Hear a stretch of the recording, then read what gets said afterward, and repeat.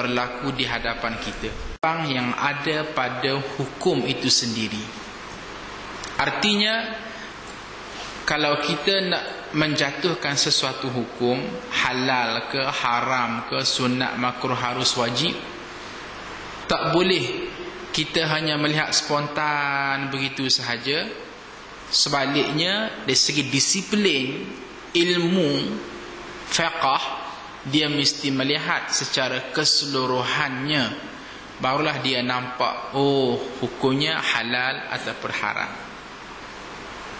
Jadi atas dasar satu kaedah fiqh yang saya bawa ini, saya cuba langsung nak implement kepada satu isu yang semua tuan-tuan maklum, iaitulah hukum demonstrasi bersih. Dengan baik-baik ni. Pertama sekali, kita buang seketika sentimen politik kepartian. Namun dalam masa yang sama, kita cuba mengambil kira pandangan-pandangan yang diberi oleh agamawan di Malaysia. Ada yang kata haram, ada yang kata halal. Majlis Fatwa Kebangsaan fatwakan haram. Ulama-ulama pembangkang kata halal. Jadi kita nak tengok apa pula pendapat ulama-ulama Ubudiyah pada pagi ini, halal ataupun haram. Jadi sebelum kita nak pergi sampai ke tahap tu, kita kena bincang dulu dari segi struktur hukum yang ada pada demonstrasi bersih. Yang kedua, kita bincang pada pagi ini secara akademik, secara ilmiah. Bertitik tolak daripada kaedah ini, tuan-tuan dan puan-puan sekalian, ada dua cabang utama yang ada pada himpunan bersih. Pertama, tujuan perhimpunan bersih itu dianjurkan. Yang kedua, modus operandi, bagaimana pelaksanaan demonstrasi bersih itu berjalan.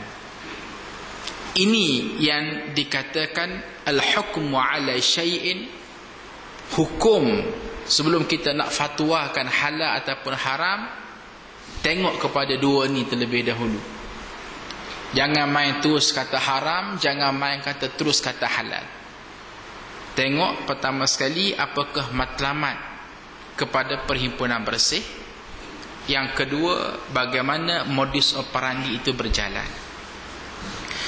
Tuan-tuan dan puan-puan sekalian, untuk yang pertama, kalau kita melihat kepada tujuan dan matlamat bersih 3 ataupun bersih 1, bersih 2 dan kemuncaknya bersih 3, maka semua kita maklum dan diisytiharkan di merata tempat, declare secara jelas bahawa tujuan bersih 3 ini dianjurkan.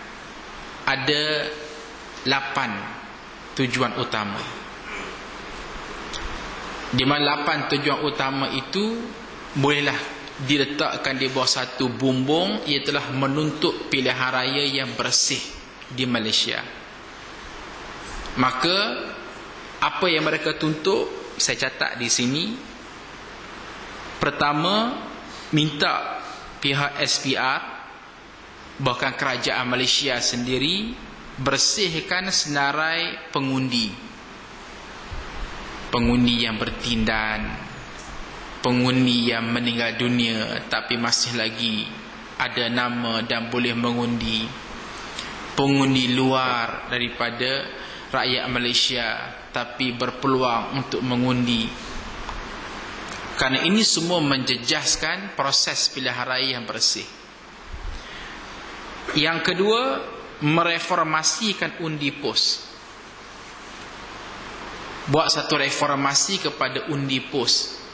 Pastikan bahawa undi pos hanya mereka yang benar-benar layak untuk mengundi pos sahaja menjadi pengundi pos. Kenapa?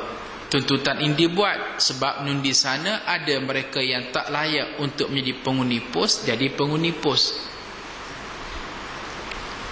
Bagaimana wa imma polis wa imma askar yang memang berada di quarters, tinggal di dalam quarters, maka dari segi kaedahnya boleh sahaja untuk mereka keluar bersama orang awam, ataupun isteri kepada tentera yang sepatutnya mereka adalah orang awam yang boleh sahaja involve dalam sistem pengundian biasa.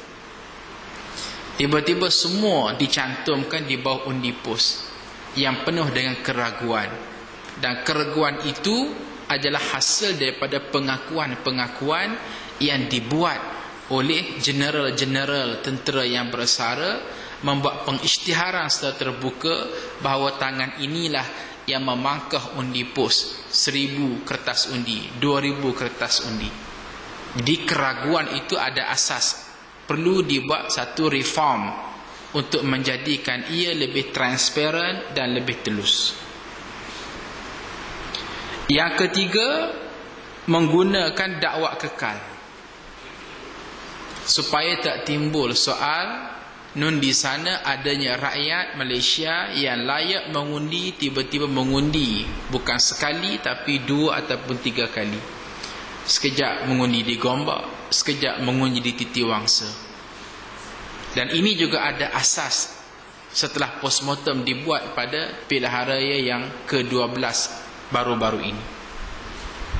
Yang keempat, masa kempen minima ialah 21 hari, dipanjang daripada yang ada sekarang, untuk memastikan mesej ataupun manifesto pada parti yang bertanding sampai kepada setiap rakyat dalam Malaysia.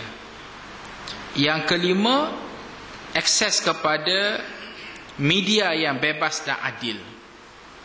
Pastikan media adalah berlaku adil, wa imma media cetak ataupun media cetak ataupun media elektronik, TV3 ke, RTM ke, Berita Harian ke, Utusan Malaysia ke. Jangan hanya membuat laporan sengit, laporan hanya pada pihak establishment kerajaan saja. Adapun bagi pembangkang, silent, sweep under carpet, langsung tidak ada. Kalau ada pun hanya yang negatif sahaja. Dalam hal ini ada satu interview yang dibuat oleh pihak media kepada seorang profesor di Malaysia.